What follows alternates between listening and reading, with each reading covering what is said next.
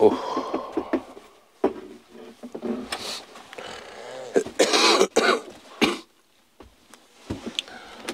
Efendim herkese selamlar. Nasılsınız? Umarım iyisinizdir. Vallahi sesten de anlayacağınız üzere ben birkaç gündür çok hastayım. Fena bir şekilde üşütmüşüm mü artık, bu virüs mü var ne? Çarşıya gittim birkaç sefer alışverişe, tabii mecbur gidiyorsun. Herhalde orada marketten filan kaptım. Yine iyiyim. 3 gündür yatıyorum aslında.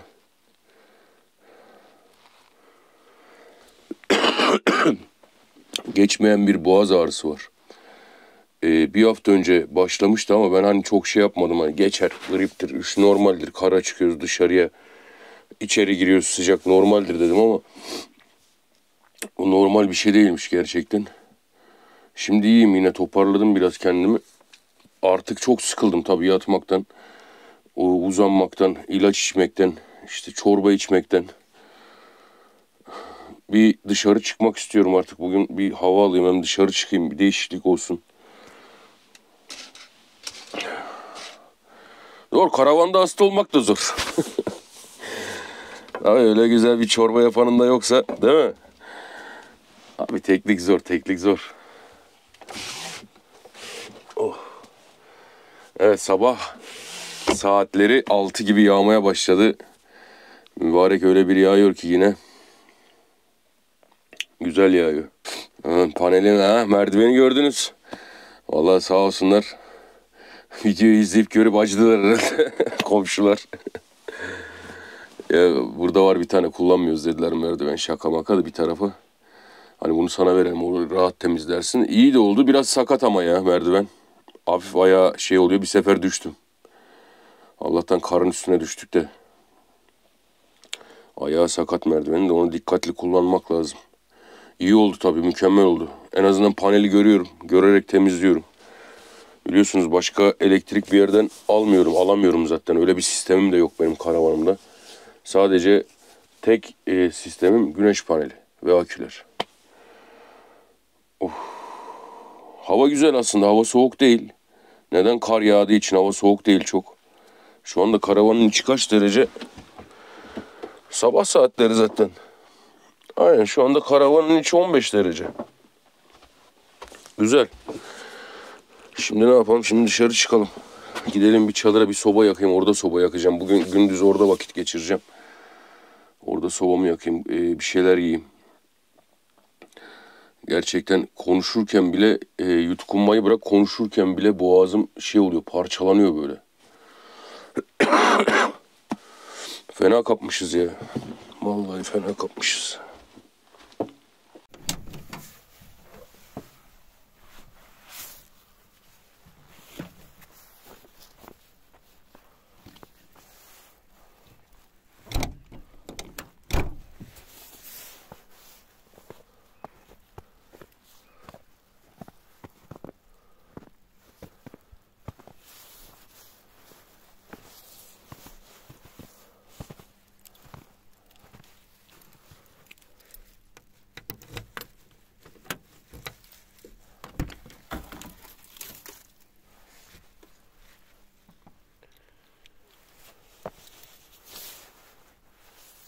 Evet, bu yakında çeşme var. Oradan doldurup getirip buraya koyuyorum ben şişede suları ama tabii donuyor. Hepsini içeri alamıyorum.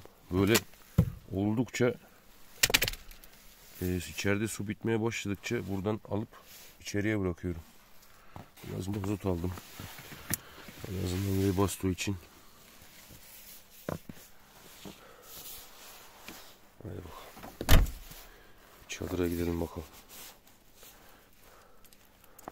Abi bir şemsiyem neredeydi benim? Şemsiye almam lazım.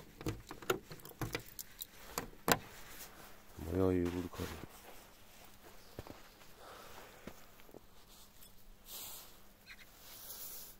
Evet, hemen şemsiyemi alalım çıkalım.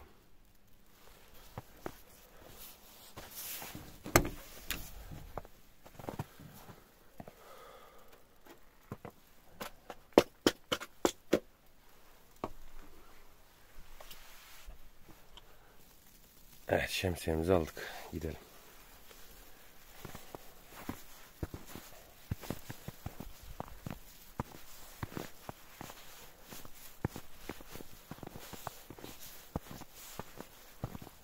Toraman Bey. Ne yapıyorsun? Ne yapıyorsun oğlum? He. Ne oldu? Kime kızdın? Kime kızdın? Birine mi kızdın sen? Evet, kuruyor. Hı? Ne oldu?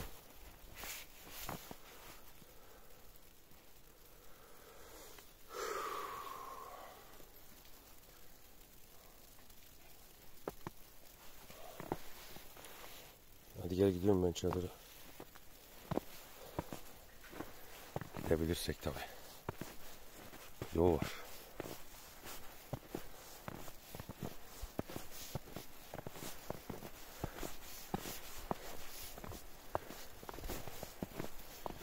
Benim buraya başka bir çözüm bulmam lazım, buranın yoluna. Başka bir yerden başka bir çözüm bulmak lazım.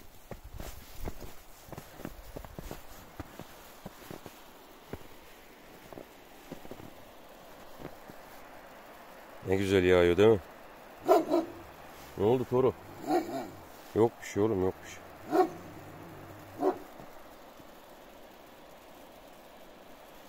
Haydi bakalım. Nasıl geçeceğiz de buradan? Nasıl geçeceğiz buradan?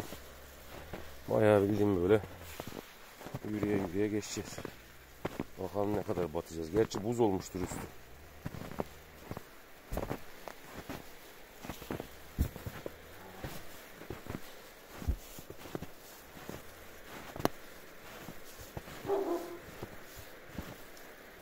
Çadırımız duruyor.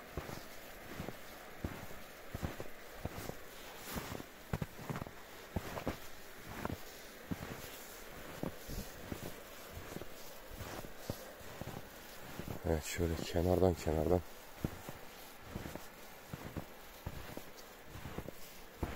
Karabaklar. Evet, altı buz olmuş. Alt taraf buz.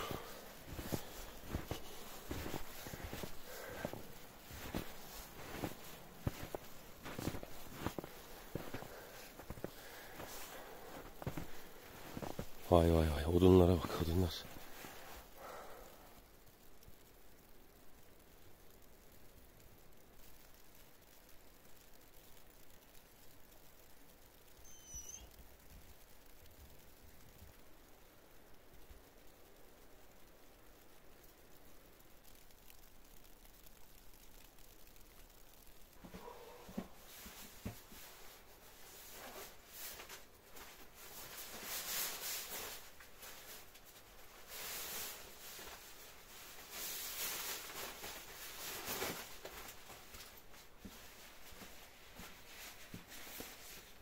Fena kar düşüyor. Evet, tabii bu hasta olduğumdan beri soba yakamadım. Artık sobayı yakacağım çünkü yanlardan çok baskı yapmış düşen kar.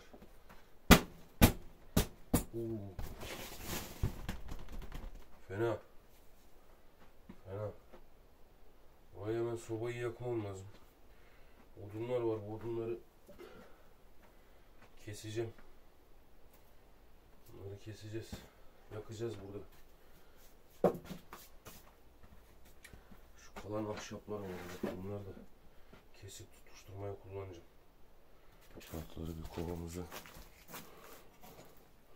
bir dolduralım.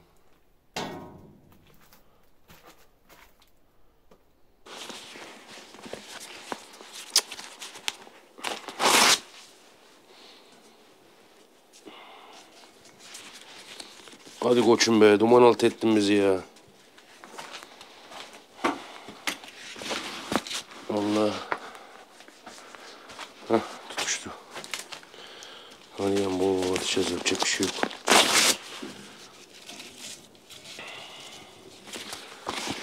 Kartonumuz vardı. Karton da gitmiş abi, nemlenmiş, duman altı oldu içeri. Neyse.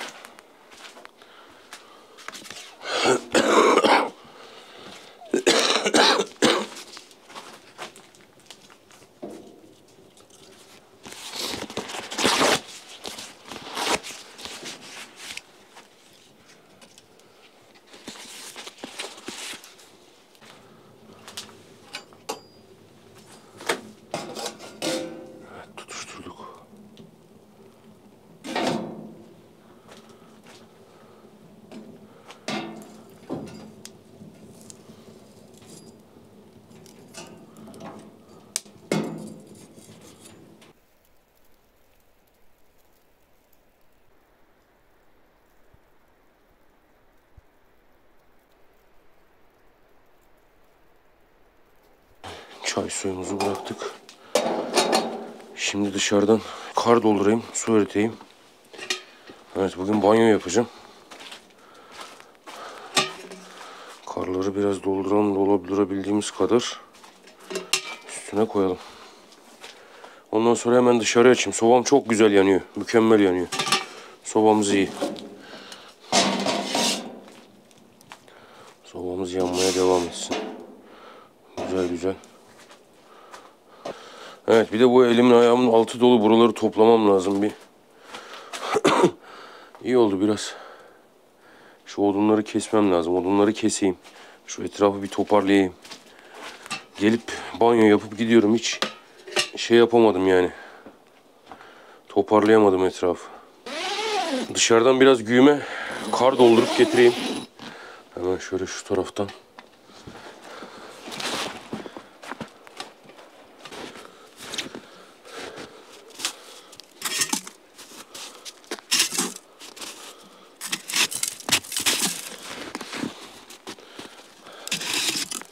Şimdi buradaki kar güzel olur aldığımız.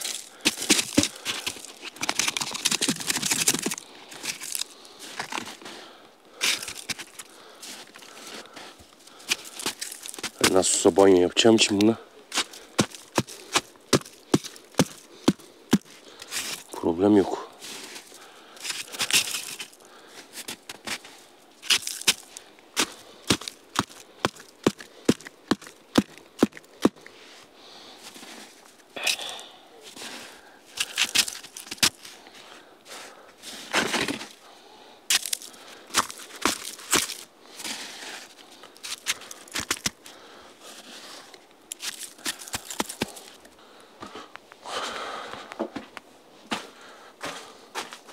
Doldurduk.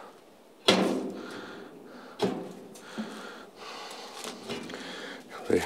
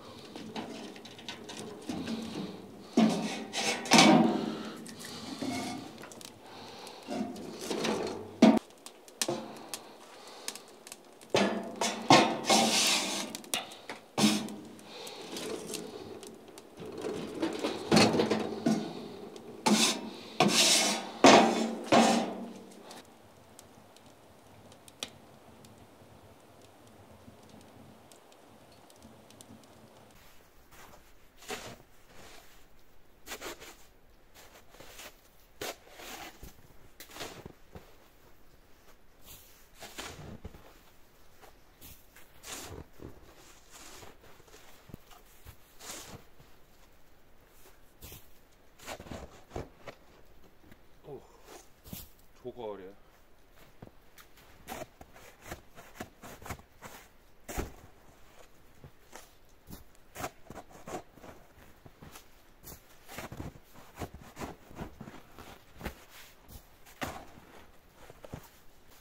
Evet, çadıra baskı yapan yer bu taraf zaten.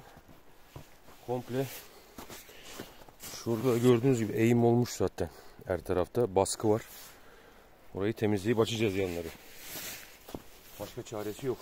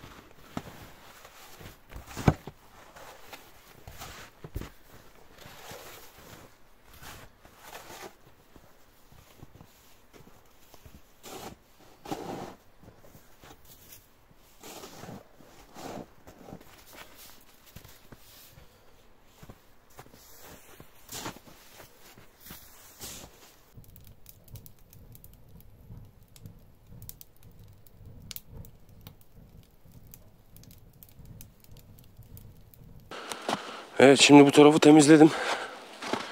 Bayağı açtım ya. Bu tarafı bayağı açtım. Vallahi kar hafif hafif seyreldi. Ya bu taraf değil de asıl mesele diğer tarafta. Çünkü ağaç var. Kenarda ağaç var. Oh bak, biraz hareket edince iyi de geldi. İyi de geldi. Bu akşam tekrar bir nane limon. Biraz da böyle sırtıma süremiyorum ki tek başına. İşte o sıkıntı. Ya da göğsüme Vicks falan sürüyorum.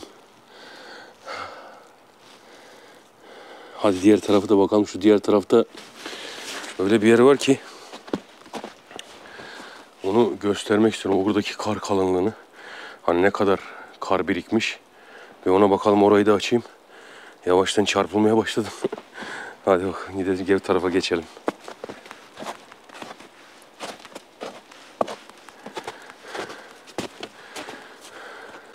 Evet, şimdi şuradaki zemine kadar kazdım. Şuradaki kar birikmesine bakın.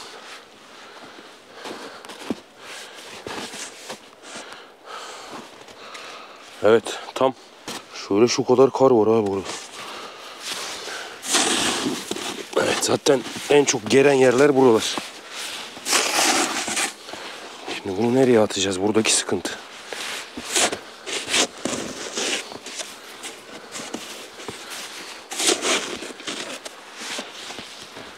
Mecbur o tarafa doğru atacağız.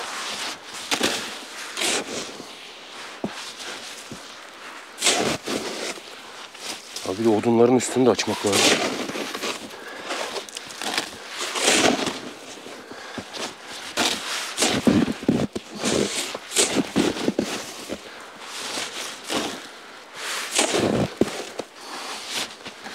Tabii içeride sobayı yakınca bayağı etkisi oldu. Yoksa bunlar buzdu yani komple.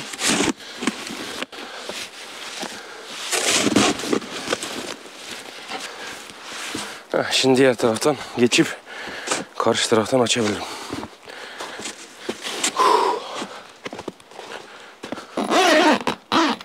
Evet. 2 yanı da bitirdim. Ama gerçekten ben de bittim ya. 2 yanı bitirdim ama. Oh. Fena yoruldum. Terledim de. Neyse, içerideyim artık. Şimdi odunları keseceğim. Artık sonra bir şeyler yemedim aslında. Bir şeyler yemem lazım. Bir odunları keseyim. Sonra bir fırında hazır soba yanıyor. Bir yumurta falan bir şey yapayım ya. Hazır sobamız da yanıyorken.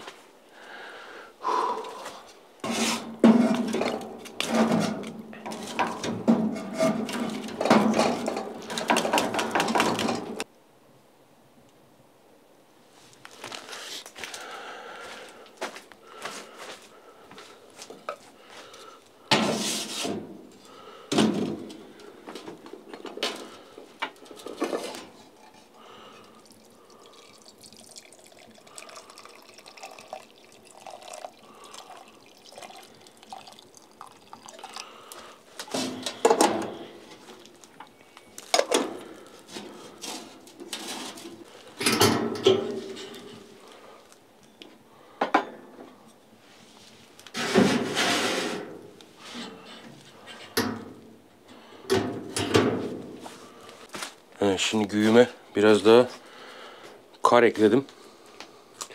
Artık tam doldu. Zaten bu su ısındıktan sonra soğuk suyla hafif karıştıracağım. Zaten çok aşırı sıcak suyla yıkamıyorum. Evet, şimdi yumurtamıza bir bakalım. Fırında yumurta yapalım. Nasıl olsa fırınımız yanıyor burada.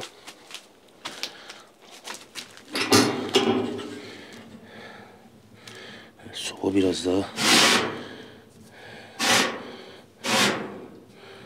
güzel, tereyağı güzel olmuş. Soba biraz daha harlasın.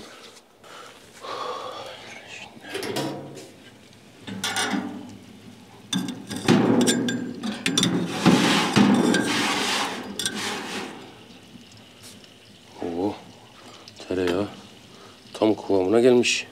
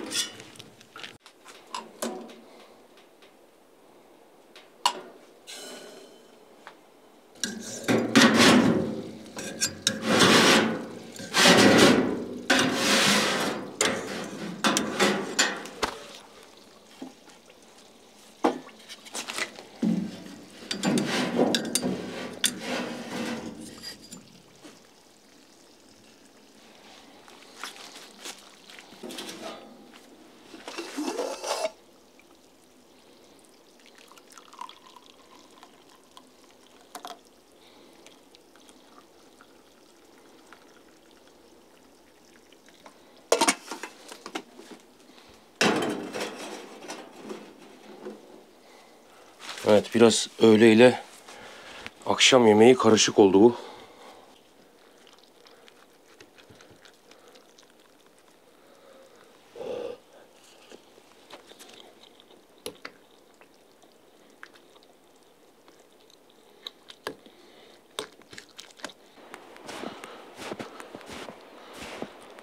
Toraman.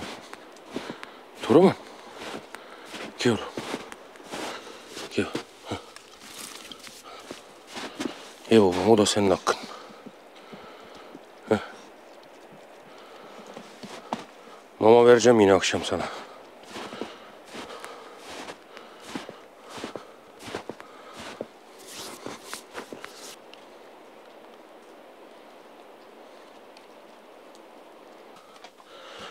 Şimdi artık bu odunları sonra keseceğim.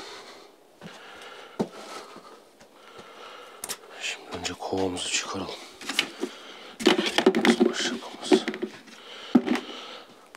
Evet, bir duş alayım. Sonra yoldaşta görüşelim. Oh, güzel güzel. Sıcacık olmuş.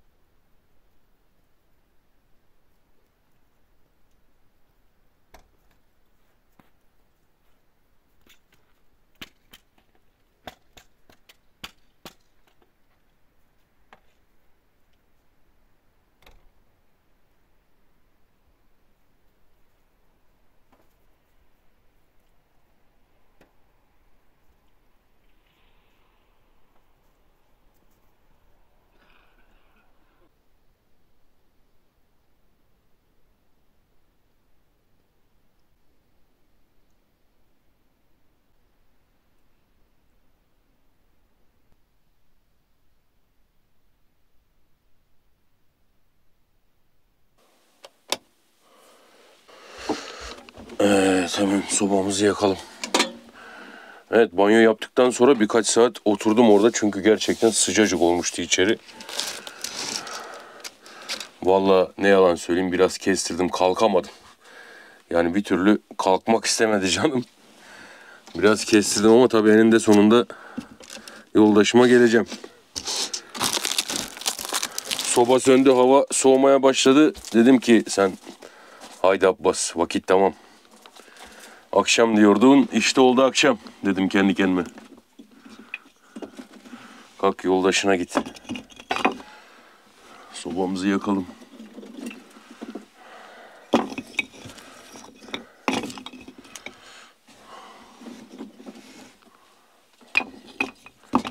Şimdi buradan meşe kalmadı mı bu tarafta? Evet.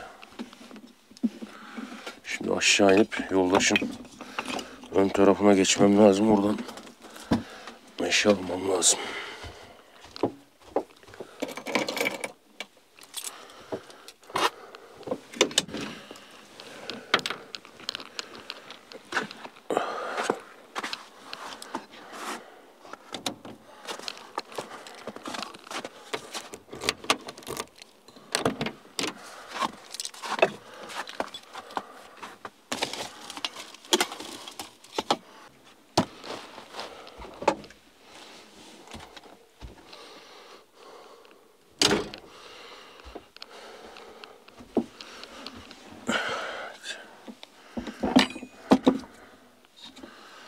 Biraz da meşe aldıktan sonra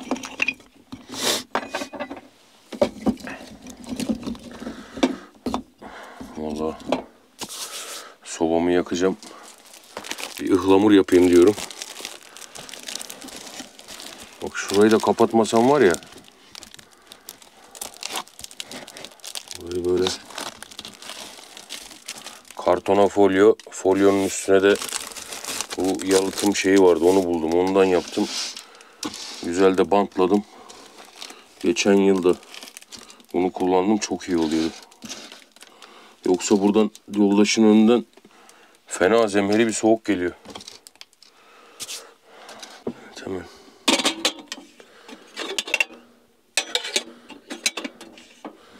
Çaydanlığımızı üstüne koyalım.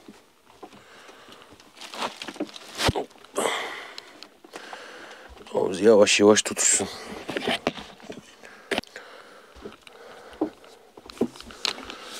Evet, bir ıhlamur yapayım.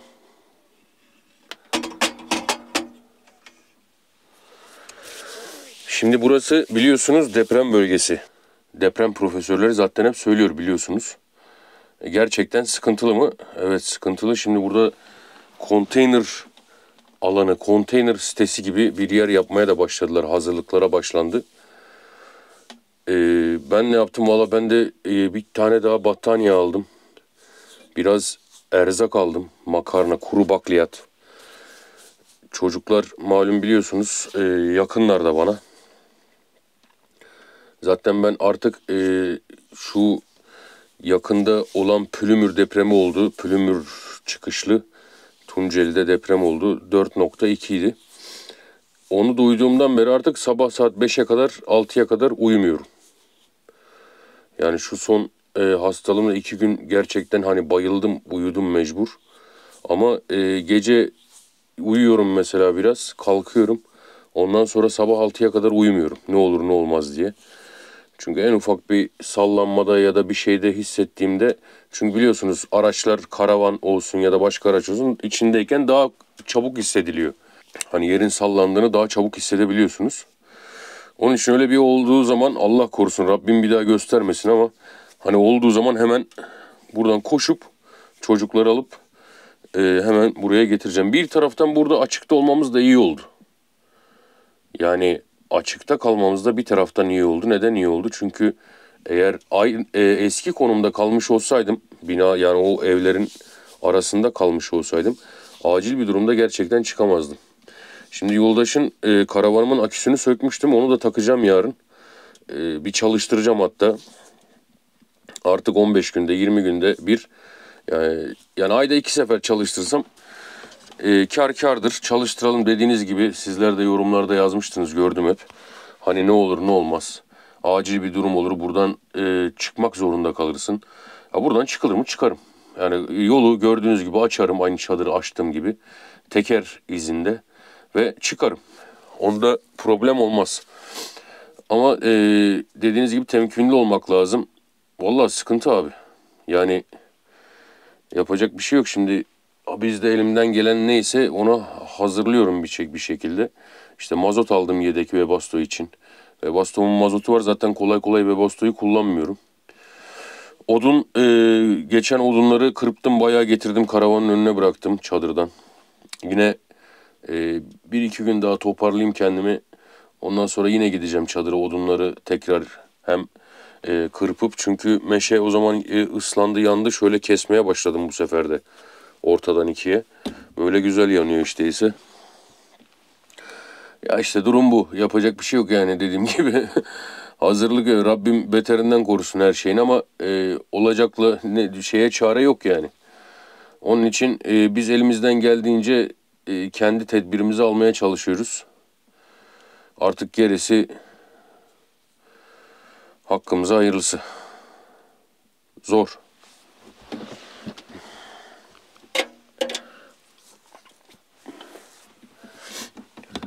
Yani burası su fay hattı dedikleri fay hattına dahil. Neyse biraz daha bir tutuşsun da acele etmeyeyim.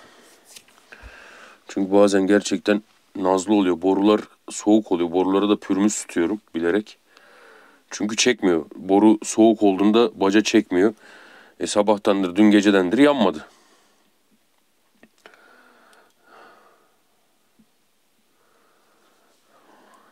İyice bir tutuşsun da.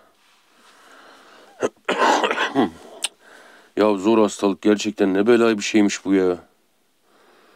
Bir de nedense akşam saatleri. Tabii ya, vücut direnci düşüyor. Akşamları özellikle. Yani şimdi banyo yapınca biraz ferahladım, rahatladım. Akşam saatlerinde tam şey oluyor, yıkıyor. Yani özellikle saat böyle 10 gibi, 9.30, ondan sonra böyle tam yıkılıyorsun, gidiyorsun. Ben de o saatlere geldim. Tam böyle ne yapıyorum işte, yatacağım 2 saat 3 saat. Ondan sonra kalkacağım.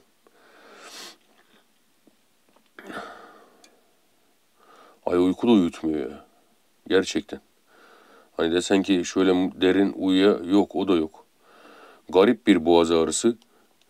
Hani değişik, geçmeyen ve garip bir boğaz ağrısı var. Halsizlik. Allah'tan ateş falan yok da. Sis çöktü her yere.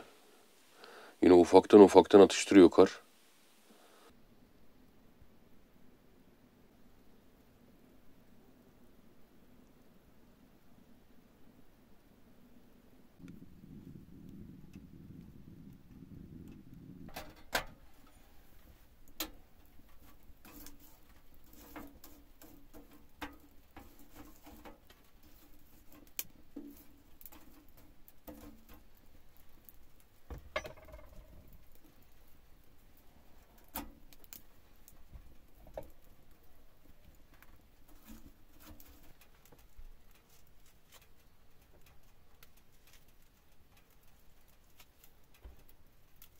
Hava fena, fena sis çöktü. Çok, nasıl bir sessizlik var ya bak. Bizim sobanın sesinden başka ses yok. Bir de ben konuşunca.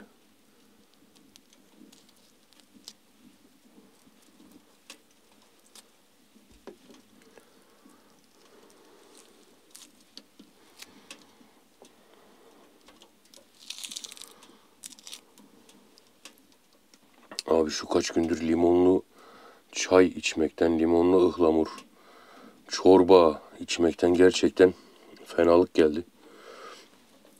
Bugün bir öğün yedim. Ay, insanın sizde de öyle olur muhakkak. Hastayken canı da hiçbir şey istemiyor. Bir şekilde işte C vitaminine yüklendim. Bir de dinlenmek abi, bu şey, uzanmak, yatmak, yani hareket etmemek. O çok önemli, ama yapacak bir şey yok, ne yapacaksın?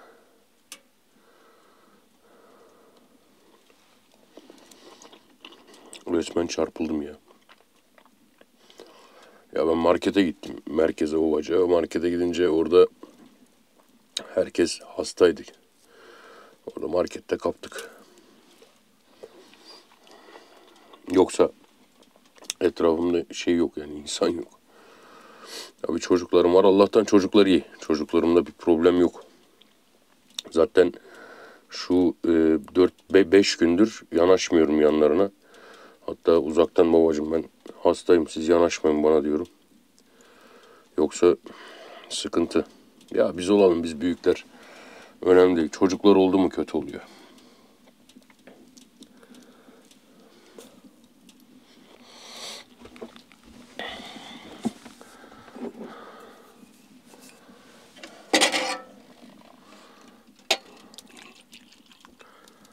Oy, ıhlamurumuz da demlenmiş. Daha şöyle dursun.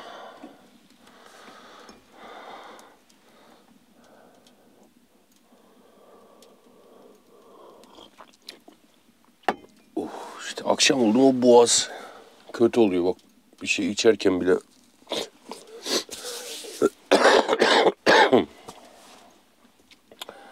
Abi karavanda yaşarken hastalanmak da zor ha. Gerçekten. Hasta olmak da zor. Yani hele benim gibi bir de tekseniz. Tabii nazlanacak birisi yok. Değil mi?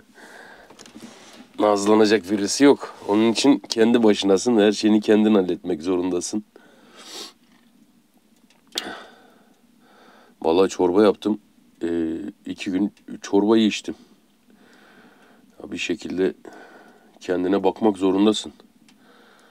Tek olunca böyle.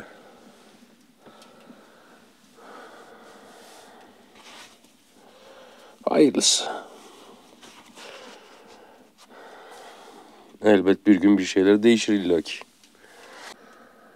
Odun işte bittikçe getirip kesip yakacağız. Başka çaresi yok. Ne demişler? Kurt kışı geçirir ama yediği ayazı unutmaz hesabı. Bizimki de öyle. Kışı geçirelim bakalım. Yediğimiz ayazı unutmayız. Tabii şimdiki en büyük sıkıntımız su. Gördüğünüz üzere içme suları. Mesela içeri aldığım su mesela hemen şey oluyor, çözülüyor. Çözülünce kullanıyorum. Mesela şimdi içeride bir beşlik vardı biraz önce çaydanlığa doldurdum. O mesela yarıya gelmiş. Şimdi yarın ön taraftan bir tane buzlu alıp getirip buraya koyacağım. Çeşmenin de mesafesi var tabii biraz. İçme suyu bu ama. Şimdi normalde e, burada suya para vermiyor kimse.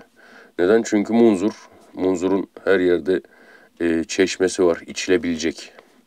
Ama komşuya sordum mesela çocukların da evinde de öyle. Çeşme suyundan içmiyorlar. Orada herhalde bir arıtma bir şey yapmışlar. O da bir şeyler karışıyormuş yani kötüymüş. Herkes dolduruyor diğer çeşmelerden işte Ovacık merkezinde olan çeşmeler var. Burada dediğim gibi 350 metre ötede bir çeşme var. Oradan da dolduruyor insanlar. Tabii bunlar sürekli akıyor. Ben de öyle dolduruyorum. Ya gidip gelmeyeyim şey olmasın 3 şişe 4 şişe doldurayım dursun karavanda diye düşündüm ama tabii gördüğünüz gibi donmuş. Donuyor. İşte onları böyle tek tek içeri alıp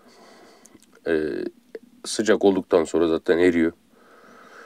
Sonra kullanıyorum işte bitmeye yakın tekrar bir daha çeşmeye.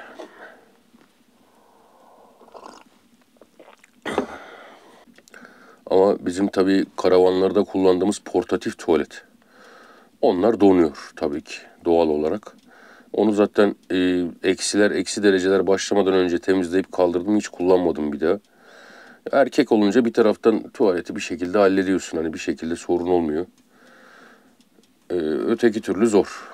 Yani burada mesela karavanla kışın gelmek tabii ki buraya vallahi akıl kârı değil bence. Ama olur da bu tarafa değil de daha çok karlı kışlı yerlere soğuk eksi dereceli yerlere karavanla gitmek isteyen görüp işte heves edip ya heves etmeyin zaten buna da görüp heves edip gitmek isteyenler olabilir. Vallahi en büyük tavsiyem deponuz dolar. Tuvaletiniz donar. Atık su deponuz donar. Temiz su deponuz donar. Buna hazırlıklı gidin. Yanınızda su götürün. Şişe su bol bol. Tabii ki buna Avrupalılar bir çözüm bulmuş. Nasıl bir çözüm bulmuş? Karavanların temiz su deposunun olduğu yere Webasto koymuşlar. İşte 2 kahvalık en düşük depolarına yani. Depolara direkt ayrı bir Webasto koymuşlar. O Webasto'yla sularını ısıtıyorlar. Gittikleri yerde gece çalıştırıyorlar. Abi tabii mazot ucuz orada, işte imkan var.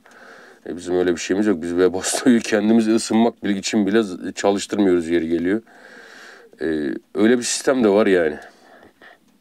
Zaten bu çok Alaska'da, buzda, işte yani böyle çok soğuk yerlerde yaşayıp karavanla videolar paylaşan arkadaşlar var, yabancı. Onların kullandığı sistemler hep böyle. Yani onların suları, atık suları, şeyleri donmuyor. Bir şekilde o Webasto ile o sistemi ısıtıyorlar ve sıcak tutuyorlar. Tabi sıcak suları var karavanlarında ayrıyeten. Ya sen paradan bahset ya. Vallahi sen paradan bahset. Neler yapılıyor? Neler oluyor? Hayat da öyle değil mi zaten? Param varsa her şey bir şekilde çözülüyor. Rabbim sağlık versin, sıhhat versin. Gerisi bazen parayla da çözülemeyen şeyler oluyor mu? Oluyor, evet, ama çoğunluğu öyle. Çoğunluğu maddiyatla, parayla çözülüyor. Onun için öyle de o karavanlarda her türlü sistemi yapıyorlar adamlar. Nasip, kısmet meselesi bunlar. Kısmetimizde varsa biz de belki bir gün görürüz ya. He? Şu kanalda belki bir gün hep beraber görürüz şöyle güzel bir karavanda. Dağ bayırı gezip dolaştığımız. Yani güzel karavandan kastım daha donanımlı. İşte banyo alanı olan, sıcak suyu olan, şofbeni olan. He? Kısmet. Ya kimisi diyor ne zamana kadar böyle gidecek abi diyor. Ya abi işte diyorum ya 5 saniyesine hükmedemediğimiz bir yaşamın ve döngünün içindeyiz. Ne zamana kadar gideceğini ben de bilmiyorum. Ama şimdilik şu anda durum bu. Ve bunu bir şekilde çevirmemiz lazım. Başka şansı yok. Evet efendim, böyle hasta ve halsiz bir günümüzü de paylaşmış olalım sizlerle. Ya tabii ki bana hep diyorlar abi hani işte nasıl yapıyorsun, nasıl ediyorsun, nasıl çekiyorsun, ne yapıyorsun ya işte şu şöyle oldu diye hep böyle aynı bölüm, işte bu sıkılıyor. Ya ben hayatımı gösteriyorum size. Ben yani ben bir kamp ya da kampçılık hayatımı göstermiyorum ki. Ben yaşam, bizim çektiğim benim içeriklerim tamamen yaşam videosu aslında. Yani karavanda yaşam. Bu hani benim bir evim var da ben gideyim bir kampta karavanla kamp yapayım, bir video çekeyim, atayım gibi değil. Yani sizler biliyorum sizler gerçekten duyarlı ve iyi izleyicilersiniz. Gerçekten güzel bir kitleye hitap ediyorum. Ben bundan dolayı çok mutluyum. Güzel, kaliteli ve anlayan bir kitleye hitap ettiğimi biliyorum. Onun için bazen oluyor tabii ki, arada çıkıyor. Ya abi hep aynı oldu. Ama yani ben hayatımı gösteriyorum. Şu an ben karavanda yaşadığım yaşamı sergilemeye çalışıyorum. Tabii ki kamp videosu değil yani benimkiler. Hani dediğim gibi hani ben bugün ya şuraya gideyim. Hadi bu hafta videoyu da burada çekelim. Yani önümüzdeki hafta şuraya gideriz, orada çekeriz. Ya da aynı ormanın içinde farklı farklı yerlerde video çekeyim. Ha bu sefer de böyle oldu. Ben karavanda yaşıyorum deyip evine gidip yatan çok insan var. Ama benim çektiğim içerikler evet günlük içerikler, günlük yaptığım, gittiğimde, konakladığımda, yazları gitmiyor muyum? Gittiğim yerler oluyor. Konakladığımda yaptığım şeyleri, o günümü sergilemeye çalışıyorum sizlere. Nacizane.